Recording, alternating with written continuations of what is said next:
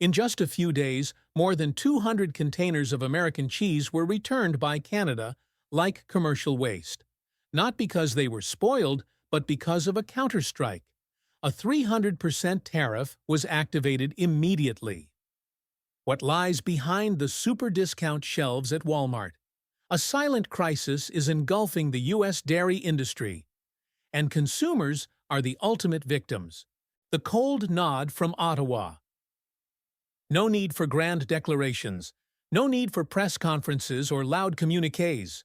Just a cold administrative move in Ottawa, a customs code changed, a tariff wall erected, and the entire U.S. dairy industry was shaken. A 300% tariff not only blocked goods at the border, but struck directly at the heart of America's agricultural supply chain. Behind what seemed like a technical move was a clear message. Canada had lost its patience. For a long time, the agricultural trade relationship between the U.S. and Canada had been tight as a stretched string, but this time the string snapped. Under pressure from domestic oversupply, the U.S. quietly ramped up cheese and dairy exports to the Canadian market, exceeding the 3.6% threshold allowed under the USMCA agreement. Exceeding that threshold was no small matter, as it not only violated the trade pact, but also triggered a pre-programmed penalty mechanism built into Canada's legal system. And Ottawa did not hesitate. In less than 48 hours, more than 200 containers of U.S. cheese were held at port, stamped with denial of entry, and sent back. Those containers, each worth millions of dollars, had now become marketless goods, or put bluntly, a quiet financial burden returning to the U.S. But what stunned observers was not Canada's speed of response, but the cold calculation in its strategy. Canada did not choose a war of words. They didn't need to appear on television, outraged by the non-commercial behavior of the U.S. They just needed to push a button. And that button had been prepared years ago as a tool to protect agricultural sovereignty within their supply management system. Make no mistake, to Canada, the dairy sector is not just economics, it is culture, domestic politics, and the foundation of trust between farmers and the state.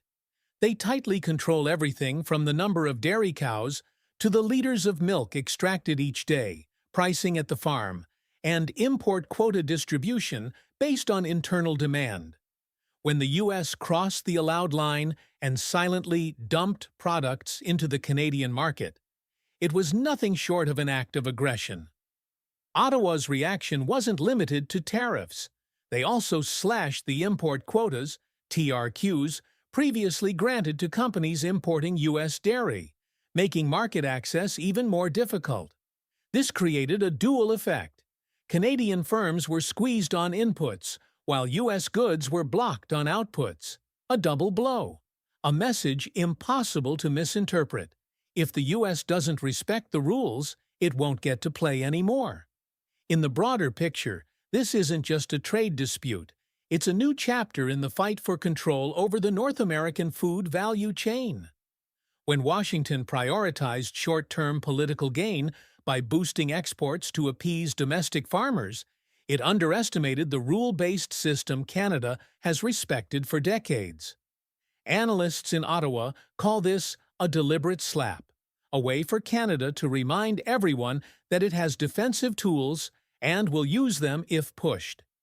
Meanwhile, the silence from the White House only darkens the picture. No clear response, no official statement, just leaked concerns from agricultural associations worried about the widening fallout. This reveals a lack of preparedness in U.S. trade policy. Washington seemed not to anticipate that by crossing the line, it wasn't just breaching a number in an agreement, but violating the trust of a long-standing partner. One that had tolerated much, but this time chose to strike back. And as hundreds of tons of cheese were turned away, unable to enter the Canadian market, and nearing expiration, the U.S. didn't just lose a market, it lost control. It was forced to absorb what the global market had rejected. A punishment not by bullets, but by tariffs and unwavering policy. This event is not just a temporary crisis. It's a signal that the regional trade order is shifting. And if the U.S. continues to put domestic political interests above shared rules, then the cold nod from Ottawa is only the beginning. When cheese became commercial waste. No one thought that one day hundreds of containers of American cheese, a product once seen as the pride of rural Wisconsin or California, would become a burden turned back from the Canadian border. But the reality is even more bitter. Those containers were not only rejected, but also labeled in the most brutal way of global trade: non-compliant inventory, or, to put it bluntly, trash. It wasn't that Canada lacked consumer demand. It wasn't that the quality of American cheese was too low in a technical sense. But when the 300% tariff was activated, all economic standards were overturned. A $100,000 shipment on paper, after a concrete thick layer of tariffs, instantly turned into a product with no commercial value. Storage fees, unloading, cold storage, transport, and re-import procedures turned them into a massive financial burden. Not to mention the risk of spoilage if delayed. And then, in the silence from the federal government, businesses had to make a decision: redistribute the entire quantity of that cheese into the domestic market, but not into upscale restaurants or high-end supermarket chains. Instead, into outlets willing to take deeply discounted stock: Walmart, Target, Kroger, and mass retail systems. The cheese, originally produced for export, was relabeled, repriced, and placed on shelves as shock sale. But consumers didn't know the truth. There were no warning labels on the packaging saying, "This product was returned from an international border." No lines noting, "Inventory nearing expiration, previously rejected by importing markets." No warning about some batches being frozen to extend shelf life, a common but controversial practice in food processing. The question is, why no warning? Because U.S. law does not require distributors to disclose the product's trade journey. There is no obligation to report that the product was rejected by another country. There is no regulation requiring a label "near expiration" at time of re-import. And within that legal gray zone, companies exploited the gap to push huge quantities of that stock into consumers' hands without explanation. The result? American shoppers walk into a supermarket and see items that normally cost high prices suddenly drop in price unusually. A $9 cheese now only $2. A top-grade organic butter halved in price. A wave of promotional campaigns targeting household saving psychology. Who doesn't like a bargain? But what is the real price they're paying?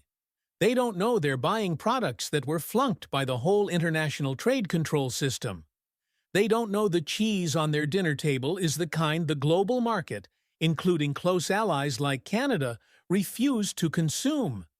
They don't know the cold chain preserving these products may have been extended unnaturally to prevent spoilage. And the saddest fact? The federal government did nothing to stop it from happening. No emergency meeting between the Department of Agriculture and retailers. No new regulation enacted to mandate transparent labeling. No public campaign warning consumers that the bargain they were buying could be cheese near expiration, previously returned and redistributed in the desperate state of the export industry. Behind those flashing discount waves lies an ethical crisis. Who is responsible for protecting food quality? Who will be held accountable when consumers become the final dumping ground of the global supply chain?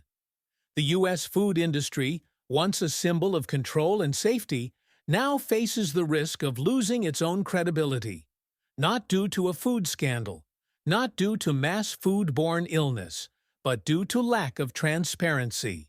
People are consuming products that the rest of the world has rejected, yet they don't even know it. And if there is no strong action by the administration, no measure to make transparent the product journey from farm to supermarket, then the loss of trust won't stop at a few items. It will spread throughout the entire system, from farmers to businesses to every dinner table in American families. Because when the boundary between food and commercial waste is blurred, the first thing that is lost is not revenue, but trust. When milk flows down the drain and farms go dark. No news broadcast could fully convey the pain of farmers forced to pull the lever, open the valve, and let each white gallon of milk flow into the drain, as if their own dreams were seeping into the earth. But this is the harsh reality unfolding in Wisconsin, California, and many core agricultural states in the U.S. Not because cows are sick, not because of natural disasters, but because the system has betrayed the very people who sustain it. Milk, a symbol of abundance, of family breakfast tables, of millions of Buy American campaigns, is now treated like waste. And nothing is more heartbreaking than the fact that the very people who produced it no longer know where to send it. The crisis began at the border, where containers of cheese returned from Canada flooded back into the domestic market, pushing the entire supply chain into absolute surplus. Nobody wanted more. Distributors filled their warehouses. Supermarkets slashed prices en masse. Upstream, in the dairy farms, the tanks were full. There was nowhere left to put more. What followed were unimaginable days for any farmer, dumping their labor's fruit. The gallons of milk that had once been weighed by the cent, milked by the hour, portioned out with feed, all now became liquid, seeping into dry fields. In Wisconsin, once dubbed the cheese capital of America, hundreds of dairy farms have closed in recent years. But the latest blow from Canada's tariff wall was like the final strike that knocked out those still standing. No export contracts, no processors ready to buy. Large dairy companies, reliant on exports, are downsizing production and canceling raw milk purchases from farmers. Not everyone can store milk in industrial refrigeration tanks. Not everyone can afford private cold storage or transport to another state to find buyers. For many farmers, the only option was to open the valve and watch gallon after gallon flow away. They did this not with resignation, but in silence, in frustration, and with the sense of being abandoned by the very system they had devoted their lives to. Outside the farm gates, life carried on as if nothing had happened. Families still went to the supermarket and picked boxes of discounted milk, unaware that the money they were saving was a signal of an industry in collapse. But inside wooden fences, in attic homes overlooking fields, the collapse was happening day by day, hour by hour. In California, which has the largest milk production in the country, the situation is even worse. Fuel costs rising, feed costs soaring, transportation expenses climbing due to post-pandemic labor shortages. A gallon of milk produced can result in a loss of 20 to 30 cents, not counting the costs of barn maintenance, veterinary care, and labor. For traditional dairy households, those raising 30 to 100 cows, the situation is even more desperate. They lack industrial scale to cut costs. They don't have financial advisors. They cannot pivot production immediately to another product. And when the collection chain stops, they are the first to be squeezed. The federal government knows this. Dairy associations have issued warnings many times. Even in a recent report from the National Milk Producers Federation, NMPF, the industry lost $7 billion in the first half of 2025 alone. Enough to wipe out thousands of small farms if no intervention arrives. So they wrote letters for help, asking for emergency relief, temporary subsidies, release of inventory through national food aid programs. But all responses were vague promises. The White House remained silent. Congress was divided by political fighting, and while politicians debated free markets or national responsibility, the milk tanks kept overflowing. In a society where the farmer was once honored as a symbol of true labor, Letting them dump milk on the ground is the clearest sign. We are losing our connection between agriculture and human values. No developed society can survive if its farmers are not protected. And when the hum of the milking machine stops and farms go dark, what is lost is not just supply, but the belief that farming in America is a living, meaningful vocation. When the clock hands drift away from rural America. On America's political map, agricultural states were once the silent heart of the economy. But now, those rural regions are gradually being forgotten. Not in words, but in actions. Not because they no longer speak out, but because their voices are no longer heard. It starts with congressional hearings where farmers are only invited to sit in the back, as decorative symbols of superficial concern. Then come policy meetings where agricultural representatives get only 3 minutes to speak, after hours devoted to tech, oil, or financial industry groups. And it ends with budgets allocated where only 3% reaches the actual producers. The rest trapped within layers of administration, consulting, and legislation. No one has officially declared that rural America is outdated, but every decision is pointing in that direction. Rail lines once carrying grain across the Midwest have had trips cut due to operational efficiency. Grain elevators are closed under the banner of restructuring. Agricultural banks reduce credit due to uninsured risk. Even rural high schools, once teaching farming and livestock classes, now teach students how to write resumes to move to the city. But the consequences go beyond statistics. They are visible in shuttered wood houses, faded flagpoles, and farmyards overgrown with grass. In regions once known as the Dairy Belt or Corn Belt, only the elderly and memory remain. Children who go to college rarely return. Those who stay live in doubt. Can they make it to next season? In Iowa, a 64-year-old farmer named Rick Henders remembers the last time a federal representative visited was 8 years ago during a campaign. They came, took pictures with my cow, posted on Twitter, then flew straight to the airport. Rick laughs, but his eyes do not. He just sold 80 acres because he couldn't afford fertilizer. And no one in his family wants to continue the legacy he spent his life building. In southern Georgia, lands once used for peanuts and cotton are now fallow. Groundwater is depleted, agricultural insurance costs skyrocketing, and land investment corporations are appearing, buying up small plots to merge into industrial farms. Farmers are becoming renters on their own land, as if history has quietly and bitterly come full circle. The story is no longer just about yield, nor only about trade.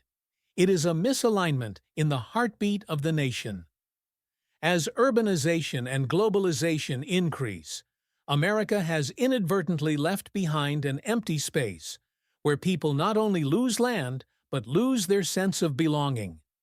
They do not want to live off subsidies. They do not need pity. They just want to be recognized, heard, and placed in the rightful role they provide to this country. As the clock hands keep turning toward the cities, one question America should ask: who will continue farming, ranching, and keeping the fields green when the last generation in rural areas closes the barn door for the final time? The ballots that lost faith. When trust has fractured, ballots are no longer just political choices.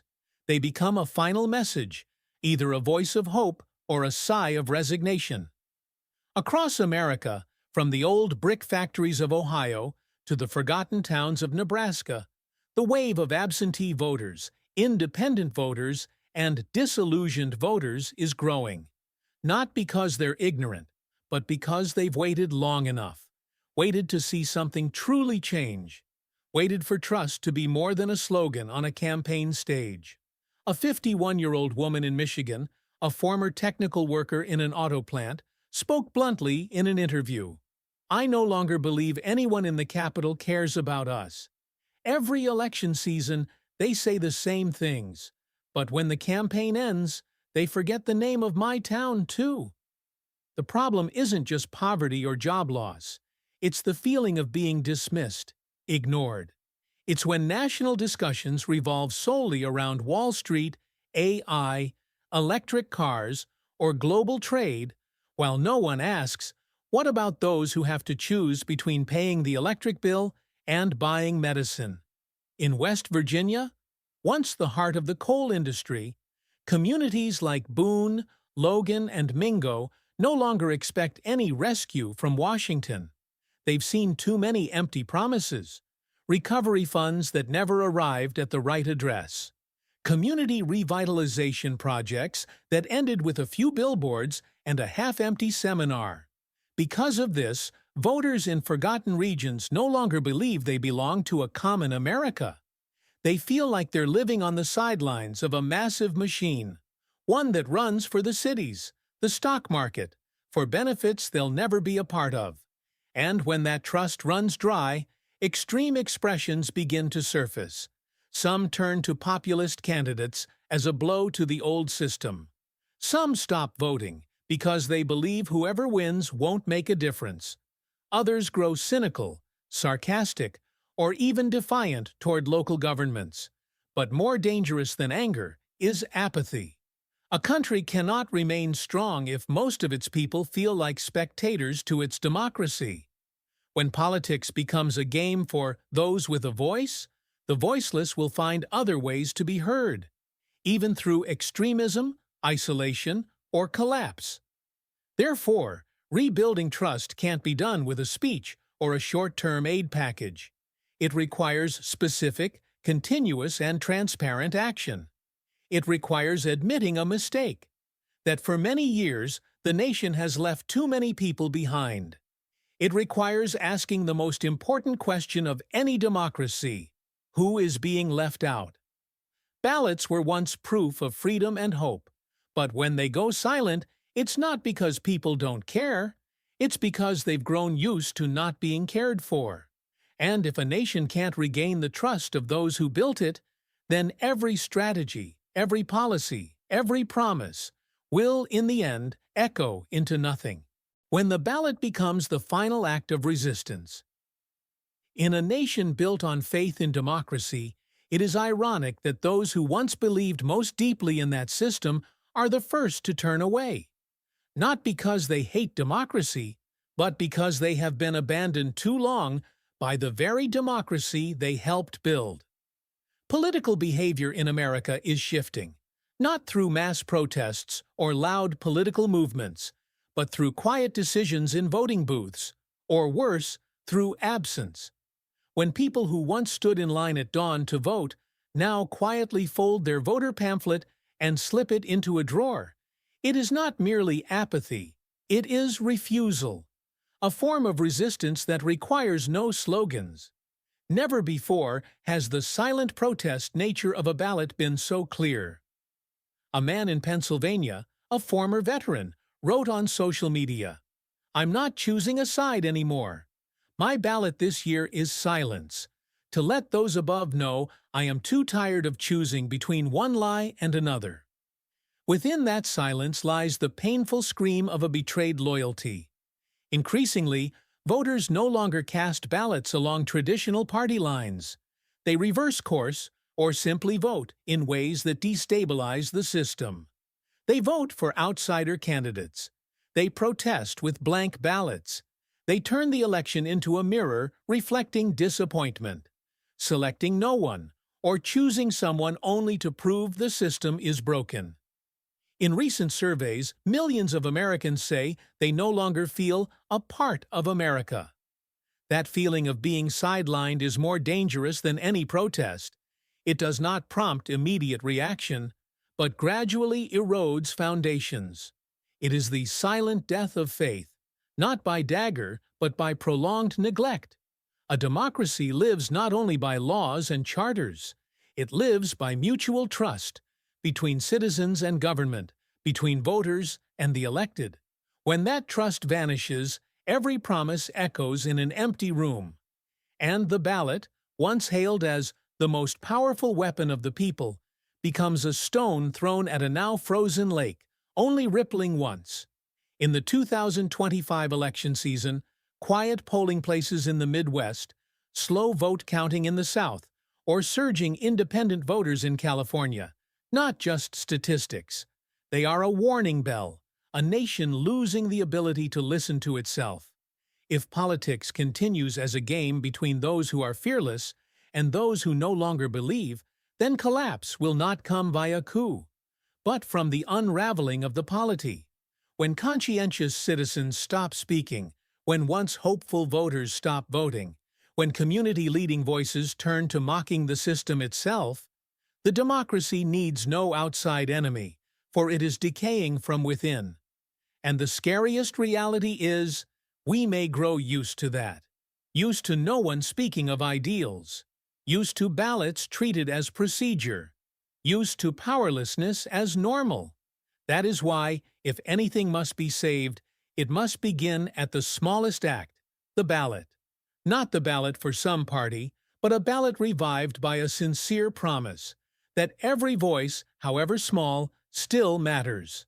If that is not restored, then every election ahead will be just a performance.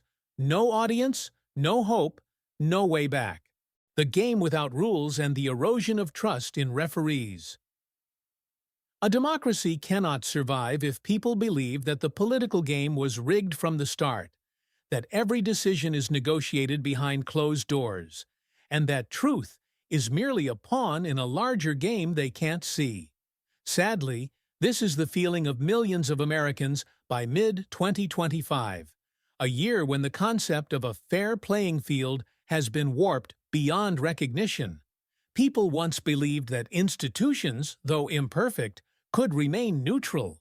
Courts should stand above politics. Vote-counting mechanisms should be transparent. Law enforcement agencies should be independent. But through each election cycle, through intentional litigation and pointed investigations targeting one side, this picture is crumbling piece by piece. And when referees are no longer seen as impartial, the political arena stops being a space for competition. It becomes a field of retribution. Look at what's happening. Governors threaten not to certify election results if outcomes don't favor their side. Federal judges appointed by their politicians are asked for loyalty pledges. Criminal investigations drag on for years just to influence the presidential race. In that environment, people stop asking who is right or wrong. Instead, they ask, who is overseeing the rules? A resident of Georgia shared on local television, "I don't know who's real or fake anymore. Today the media says person A is corrupt. Tomorrow they say it's political conspiracy.